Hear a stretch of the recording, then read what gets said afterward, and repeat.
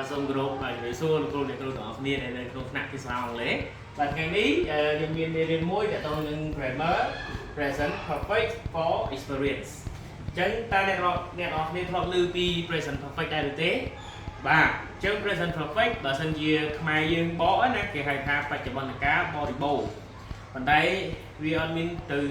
nó si clear đi vừa để sao để dương trong bó của bán mình trong bó của bạn thầy dương từ trăm tháng vi chia present perfect nè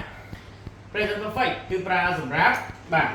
ยังสมอันที่อังเลย we use present perfect to talk about experience นะมี ce experience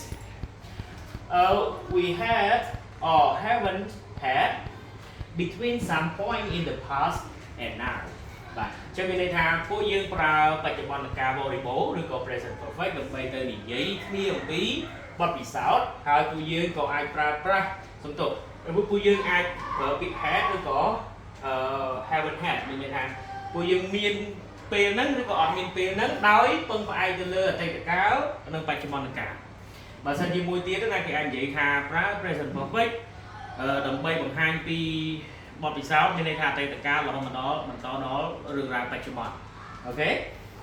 តោះអញ្ចឹងយើងមាន form 3មាន question ជាមួយនឹង sentence statement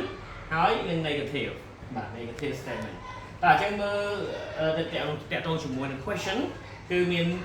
has ហើយនឹង have plus subject teacher សូមសរសេរកាត់ណាដាក់តែស័ព្ទធម្មតាអញ្ចឹងស័ព្ទនេះមានតែ subject អូខេ plus ever យើងចង់ដាក់ក៏បានអត់ក៏បាន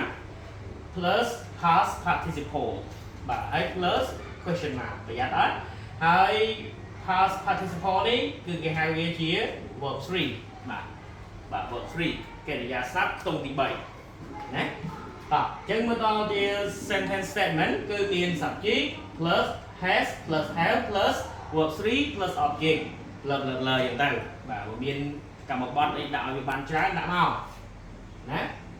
កាន់តែច្បាស់ទៀតយ៉ាងទៅតោះ and negative ចុងក្រោយមាន subject plus have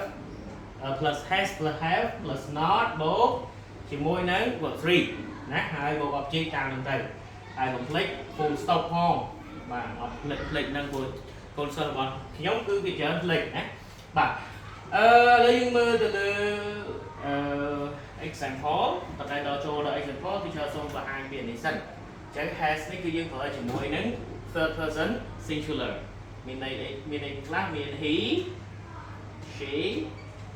ជាមួយនឹង it បាទមាន he she it នេះទៅតោះឥឡូវយើងមើល example ទី1បាទអូមុននឹងចូលដល់ example teacher សូមណែនាំពាក្យមួយចំនួនដែលបដូរពីកិរិយាសព្ទខ្ទង់ទី1នេះពាក្យទាំងអស់នេះគេហៅថាវាជាកិរិយាសព្ទខ្ទង់ទី1ហើយកិរិយាសព្ទខ្ទង់ទី2 teacher ដាក់ទេដែលខ្លាចអ្នកនរនេះវង្វេងអញ្ចឹងដាក់ពី1ឆ្លោះទៅ3តែម្ដងទៅអញ្ចឹងពាក្យខាងនេះគឺកិរិយាសព្ទខ្ទង់ទី3ដែលគេហៅវាថា past participles បាទតោះអញ្ចឹងដូចជាពាក្យ be បដូរទៅជា been ណា be was were been អញ្ចឹងអាកណ្ដាល verb 2គឺ was were drink បាទ drink ត្រាំអញ្ចឹង drink verb 1 drunk verb 3ណា eat បាទ eat at eaten បាទអញ្ចឹង eat ទៅជា eaten have ទៅជា had try ទៅជា try ធម្មតាបើខាងឆេង y ខាង ied ណាតើអញ្ចឹងកិរិយាសព្ទខ្ទង់ទី2ក៏ try ដូចគ្នាដែរបាទតើឥឡូវយើងបើសិនជាយើងចង់ដឹងពីពាក្យទាំងអស់នេះច្រើនសូមបើកទៅខាងក្រោយសៀវភៅរបស់អង្គការរបស់យើងណាសៀវភៅ VDP ដែលយើងចែកជូនណាបាទអញ្ចឹងគឺមានបាទពួកយើងសៀវភៅយើងគឺ standard ស្ថានរដ្ឋអាមេរិកណាបាទតោះឥឡូវយើងមើល number 1សំណួរប្រយោគណាប្រយោគជាប្រយោគសំណួរ Have you ever been to World Cafe បាទនេះអានថា cafe តើអ្នកឯងធ្លាប់បានទៅហាងកាហ្វេនឹងទេអា World Cafe នេះណាឈ្មោះណាបាទឈ្មោះ World Cafe នេះទេបើសិនជាយើងបានទៅ Yes I have បាទបើយើងបានមិនបានទៅទេ No I haven't ណា No I haven't ហើយយើងត្រូវចាំមួយទៀតយើងមិនអាចប្រើបាទ construction កាត់បានទេណាអត់អាចប្រើ I'll នេះបានទេណាបញ្ជាក់សោមួយទៀត I apostrophe e យើងអានថា I'll បាទ I'll យើងអាចអាន I ធម្មតាទេហើយដែលសញ្ញាខ្វែងនេះគឺដាច់ខាតគឺយើងមិនអាចប្រើ short sentence construction ហ្នឹងកាត់បានទេបាទពាក្យទី2 ចូលមកដល់ third singular ហើយ she has ever eaten sushi សំដៅ has she ever eaten sushi តើ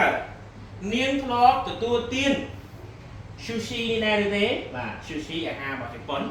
បាទអញ្ចឹងបើនាងធ្លាប់ yes she has បាទបើនាងមិនធ្លាប់ no she hasn't ណា no she hasn't ឬក៏ no she has not អូខេគេយើងតែចាំណាទី1យើងប្រើជាមួយនឹង IU we day នេះទី2គឺយើងប្រើជាមួយនឹង he she it អញ្ចឹងឲ្យតែប៉ះ he she it គឺយើងត្រូវប្រើ has ឬក៏ hasn't you got it តោះឥឡូវយើងចូលមកដល់នេះគេ3នេះទី3ទី4គឺអីបាទ sentence statement he has drunk at DDA club